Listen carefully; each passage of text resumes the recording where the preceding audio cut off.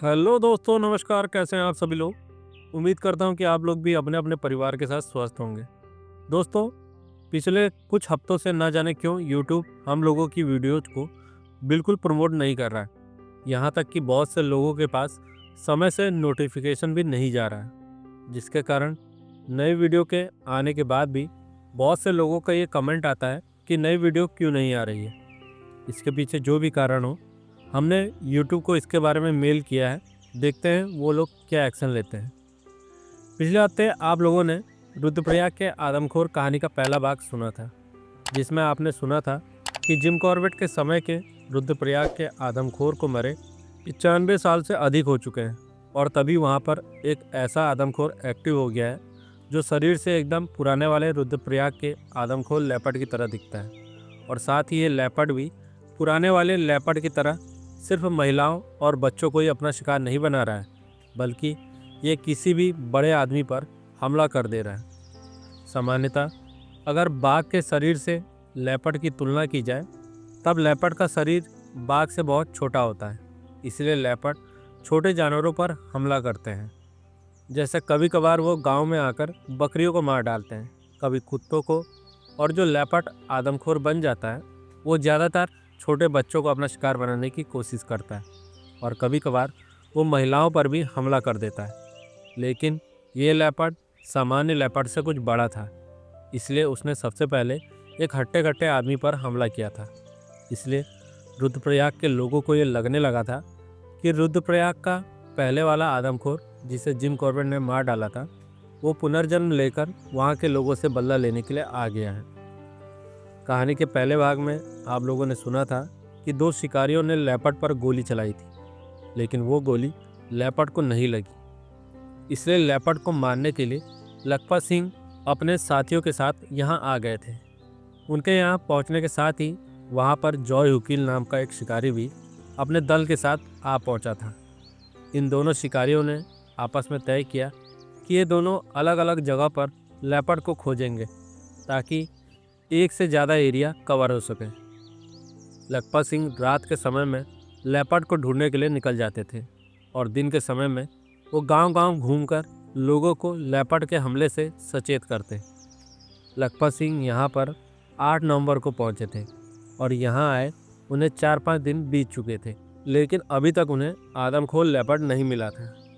इस बीच उन्होंने एक लेपर्ड को देखा था, लेकिन वो लेपर्ड आकार में बहुत छोटा था, जबकि आदमखोर का आकार बहुत बड़ा और उसका रंग फीका हो चला था। लखपत सिंह का शिकारी अभियान सही दिशा में चल रहा था कि तभी 13 तारीख को लखपत सिंह के साथ एक ऐसी घटना घटी कि उन्होंने इस अभियान को छोड़ने का मन बना लिया। दरअसल 13 तारीख की एक सुबह ये लोग अपनी गाड़ी को मुख्य सड़क पर खड़ा करके नीचे जंगलों में लेपर्ड को ढूंढने के लिए चले गए। लखपत सिंह अपने साथ 2 राइफल लेकर चलते थे, एक 12 बोर की राइफल जिससे ग्राफ निकलते थे, और दूसरी एक गोली वाली राइफल। उस दिन उन लोगों ने ग्राफ वाली राइफल को गाड़ी में ही छोड़ दिया और गाड़ी के शीशे ऊपर तक चढ़ाकर गाड़ी को पूरी तरीके से बंद कर दिया।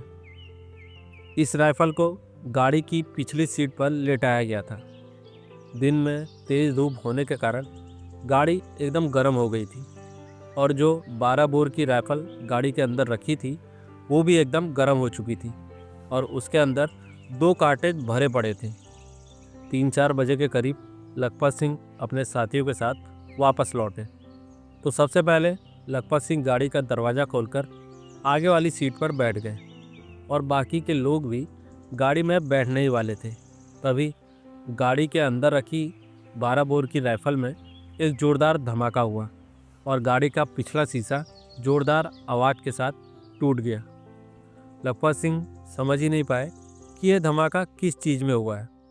पहले तो उन्हें लगा कि लगता है कि गाड़ी का टायर फट गया है, लेकिन जब उन्होंने पीछे मुड़कर देखा तो राइफल की नाल से धुआं निकल रहा था। इसका मतलब राइफल से फायर हुआ था। राइफल में से जो छर्रे निकले, कुछ तो गाड़ी के दरवाजे से टकराकर उसी में रह गए।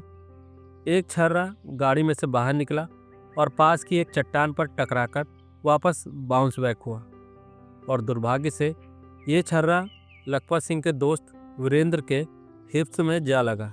धमाका होने के साथ ही वीरेंद्र भी गोली के दर्द से जोर जोर से चिल्लाने लगा। लखपत सिंह गाड़ी से जल्दी नीचे उतरे। उन्होंने देखा कि वीरेंद्र सिंह दर्द में एकदम छटपटा रहा है और जोर जोर से उछल रहा था। इतने दर्द में उसे भी समझ में नहीं आ रहा था कि उसे कमर के किस भाग में गोली लगी है। लखपत सिंह ने उसकी कमीज उठाकर देखा तो पेट में कहीं भी गोली नहीं लगी थी और फिर उन्होंने उसके पैंट को नीचे उतारा तो उसके हिप्स में गोली लगी थी और उससे काफ़ी ज़्यादा खून बहने लगा था। ये लोग एकदम डर गए क्योंकि इससे पहले कभी भी ऐसी घटना नहीं हुई थी।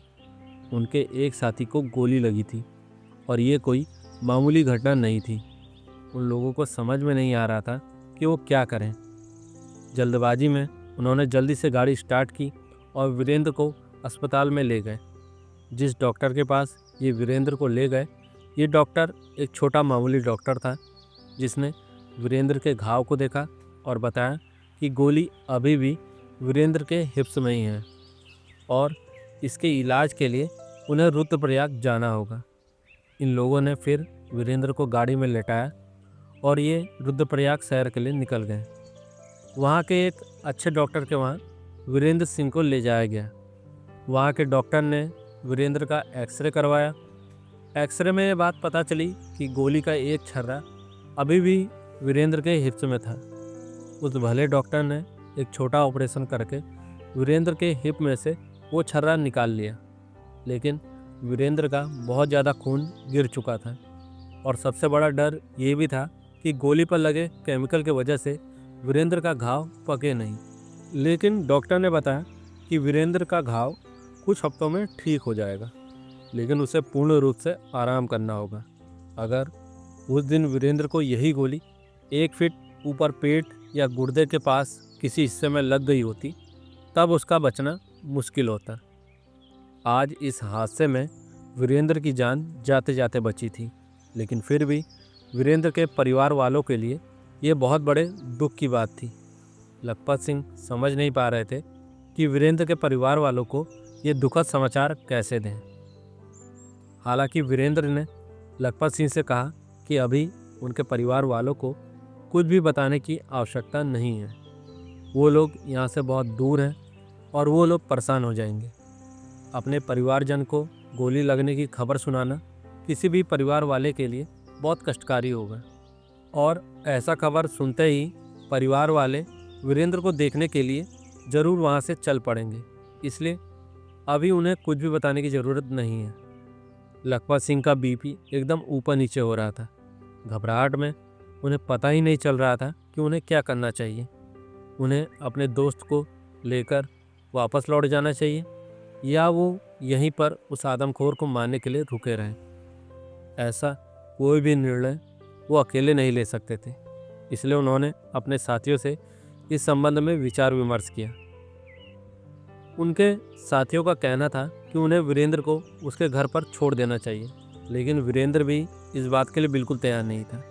वो नहीं चाहता था कि बस उसके वजह से ये लोग अपने अभियान को यहीं पर ख़त्म कर दें। उसने लखपत सिंह से कहा कि वो 3-4 दिन तक वापस सौराखाल में जाकर रह सकता है। वो वहाँ पर अच्छे से दवाई लेगा और आराम भी करेगा। उसके बाद जब उसकी तबीयत कुछ ठीक हो जाएगी तब वो वापस लौट जाएगा। इस घटना ने लखपत सिंह को बहुत ज़्यादा डरा दिया था। वो चाह रहे थे कि वो इस शिकारी अभियान को यहीं पर छोड़ दें।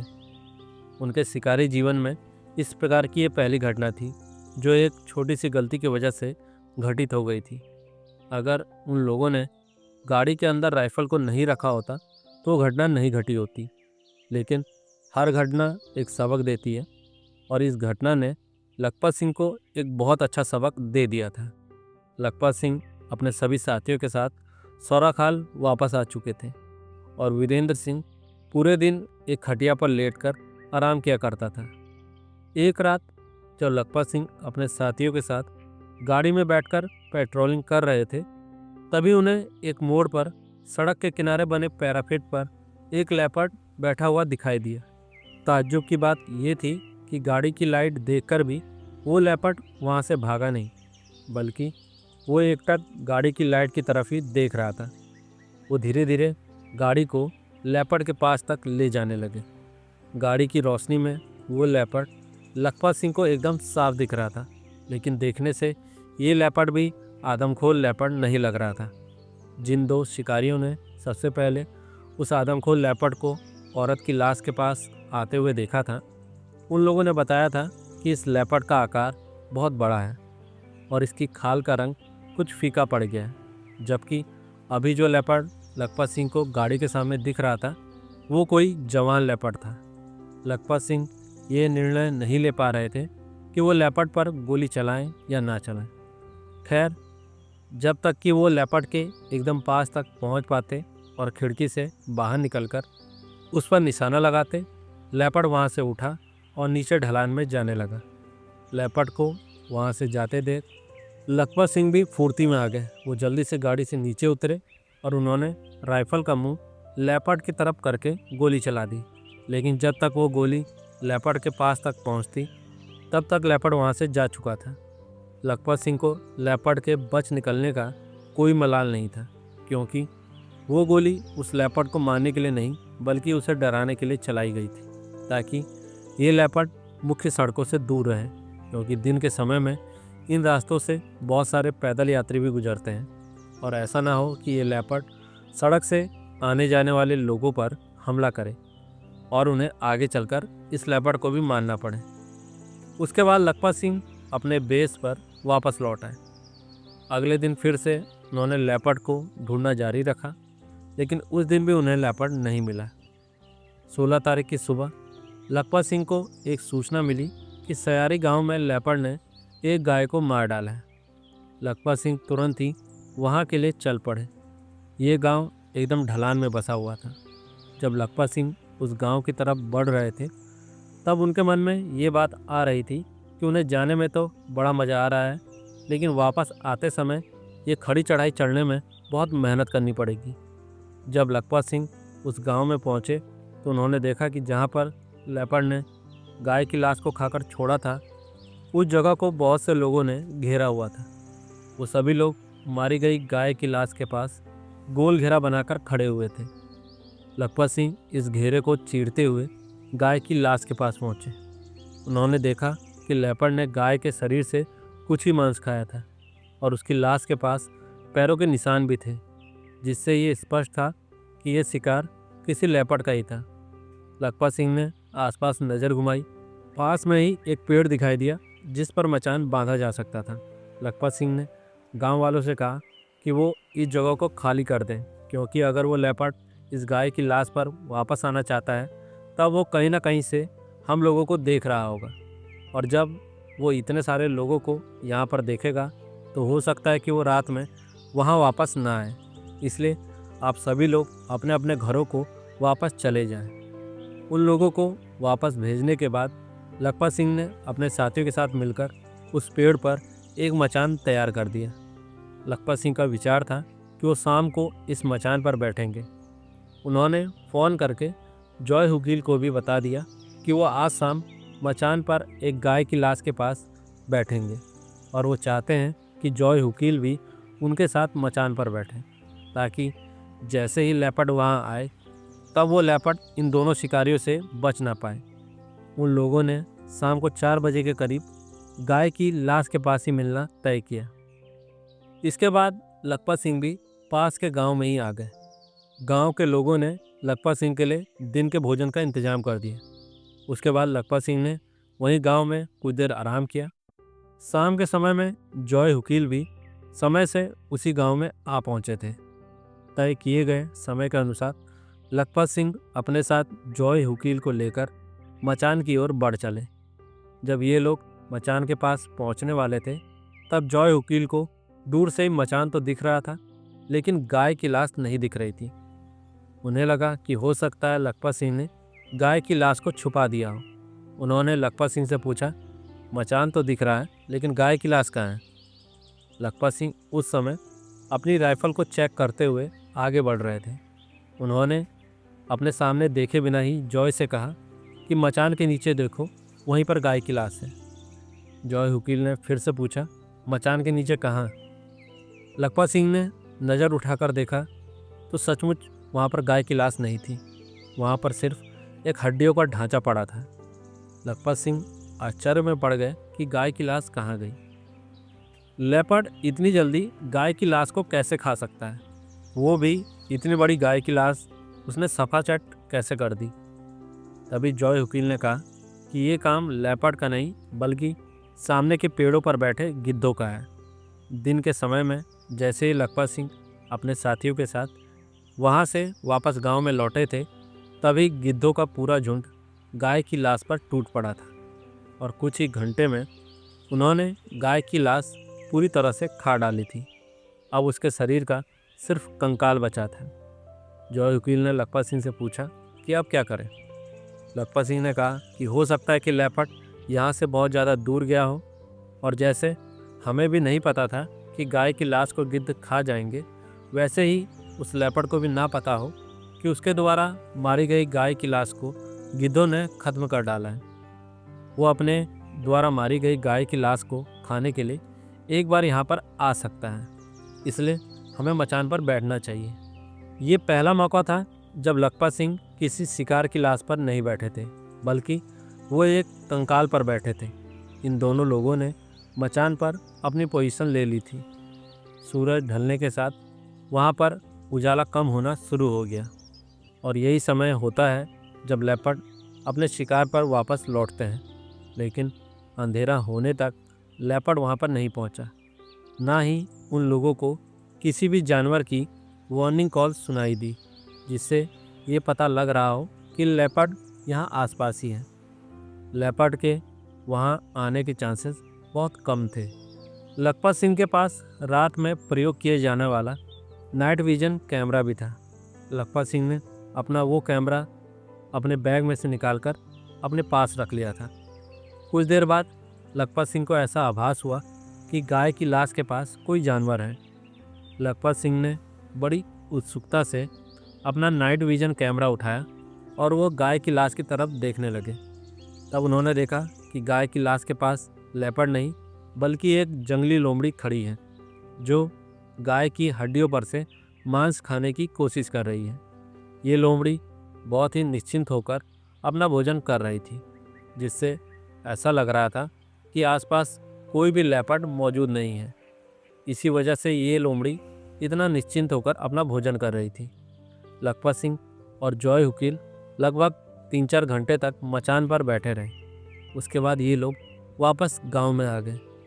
आज फिर पूरे दिन की मेहनत बर्बाद हो गई थी।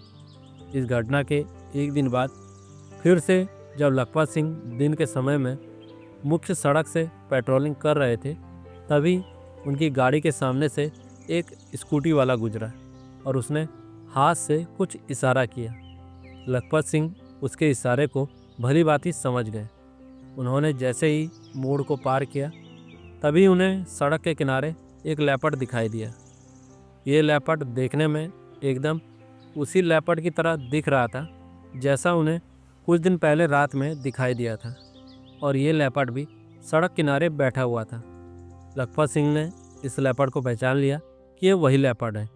देखने से इस लेपर्ड की उम्र 7 या 8 साल रही होगी, और जिस तरह से ये बिना डरे सड़क किनारे बैठा हुआ था, उससे ऐसा लग रहा था कि जैसे उसके मन में इंसानों के प्रति कोई डर नहीं है। लखपत सिंह के मन में इस लेपर्ड को देखकर एक सवाल बार बार आता था कि कहीं ऐसा तो नहीं है कि यही लेपर्ड आदमखोर है, और पहले दिन जिन शिकारियों ने लेपर्ड को देखा था, उन्होंने लेपर्ड को सही ढंग से नहीं देखा हो, और या फिर उन्होंने बढ़ा चढ़ाकर लेपर्ड को बहुत ज़्यादा बड़े आकार वाला बताया था। लखपत सिंह ने तय किया कि वो इस लेपर्ड पर गोली जरूर चलाएंगे। लखपत सिंह ने लेपर्ड से कुछ दूरी पर अपनी गाड़ी रुकवा दी, और वो गाड़ी का एक दरवाज़ा खोलकर गाड़ी में से बाहर निकले, और उन्होंने लेपर्ड पर एम करके गोली चला दी। उस लेपर्ड पर इतने पास से निशाना लगाना लखपत सिंह के लिए बहुत आसान काम था, लेकिन इतनी सटीक ढंग से गोली चलाने के बावजूद लखपत सिंह द्वारा चलाई गई गोली लेपर्ड को नहीं लगी। लेपर्ड वहाँ से उठा और नीचे ढलान में भाग गया। लखपत सिंह सड़क के किनारे तक गए और उन्होंने नीचे देखा तो लेपर्ड बिना रुके भागते जा रहा था। इतने पास से भी वो लेपर्ड आज बच निकला था। लखपत सिंह का मानना था कि इसका सिर्फ एक कारण था और वो था उस लेपर्ड की किस्मत। और ये भी हो सकता है कि वो लेपर्ड आदमखोर नहीं था, इसलिए आज वो बच निकला था। आज भगवान भी उसके साथ थे। गोली चलाते समय लखपत सिंह के मन में ये दुविधा थी कि वो इस लेपर्ड पर गोली चलाएं या नहीं, इसलिए वो गोली लेपर्ड को नहीं लगी होगी। लखपत सिंह वापस अपने कैंप में लौट आए। उनके मन में इस लेपर्ड को लेकर एक ही सवाल चल रहा था कि आखिर ये लेपर्ड सड़क किनारे ही क्यों बैठ रहा है। उन्होंने अपने साथियों से कहा कि वो फिर से सुबह 4 बजे के करीब उसी जगह पर चलेंगे और देखेंगे कि तब भी वो लेपर्ड सड़क किनारे बैठा है या नहीं। सुबह में 4 बजे के करीब फिर से लखपत सिंह अपनी गाड़ी से उसी सड़क के पास पहुंचे तो उन्होंने देखा कि लेपर्ड फिर से उसी जगह पर बैठा था, लेकिन इस बार ये लेपर्ड उस जगह से कुछ 50 मीटर दूर आगे बैठा था। लेकिन जैसे इस लेपर्ड ने गाड़ी की रोशनी अपनी तरफ आते हुए देखी, ये लेपर्ड वहाँ से भाग गया। लखपत सिंह गाड़ी से नीचे उतरे और उन्होंने सर्च लाइट से लेपर्ड को खोजा, लेकिन उसके बाद उन्हें लेपर्ड नहीं दिखा। ये लेपर्ड एकदम आदमखोर लेपर्ड की तरह व्यवहार कर रहा था। कहीं ना कहीं लखपत सिंह को ऐसा लग रहा था कि ये लेपर्ड आदमखोर हो सकता है, लेकिन सबसे पहले जिन 2 शिकारियों ने लेपर्ड के बारे में बताया था, उनके अनुसार लेपर्ड का विवरण इस लेपर्ड से एकदम अलग है। तो फिर ये लेपर्ड ऐसा व्यवहार क्यों कर रहा है? लखपत सिंह ने अब सब कुछ इस लेपर्ड की किस्मत पर ही छोड़ दिया। अगर इस लेपर्ड का मारा जाना लखपत सिंह के हाथों ही है तो वो इसे मार डालेंगे, और अगर इस लेपर्ड को और जीना है तो वो फिर से कभी लखपत सिंह के सामने नहीं पड़ेगा। यही सोचकर लखपत सिंह ने अपना शिकारी अभियान जारी रखा। तो दोस्तों, कहानी के दूसरे भाग को यहीं पर ख़त्म करते हैं। कहानी के इस भाग में आप लोगों ने सुना कि एक छोटी सी गलती की वजह से लखपत सिंह के दोस्त वीरेंद्र की जान जाने वाली थी, और अभी तक लखपत सिंह को वो नरभक्षी लेपर्ड एक भी बार नहीं दिखा था, जबकि उन्हें बार बार एक दूसरा लेपर्ड दिख रहा था जिसकी उम्र और आकार बताए गए आदमखोर लेपर्ड की तरह बिल्कुल नहीं था। लेकिन लखपत सिंह ने यह तय कर लिया था कि जब भी वो इस लेपर्ड को देखेंगे वो इस पर गोली चला देंगे, क्योंकि ये लेपर्ड भी इंसानों से डर नहीं रहा था। अगले भाग में आप लोगों को जानने को मिलेगा कि लखपत सिंह ने उस आदमखोर को मारा या नहीं, और इस दूसरे लेपर्ड का क्या हुआ। दोस्तों, इस वीडियो को ख़त्म करने से पहले मेरा आप लोगों से निवेदन है कि अगर आपको ये वीडियो अच्छी लगी हो तो आप वीडियो पर लाइक कमेंट भी किया करिए, ताकि मैं और अधिक ऊर्जा के साथ आप लोगों के लिए नई कहानियाँ ला सकूं। मिलते हैं कहानी के अगले भाग में। तब तक के लिए नमस्कार, शुभ रात्रि।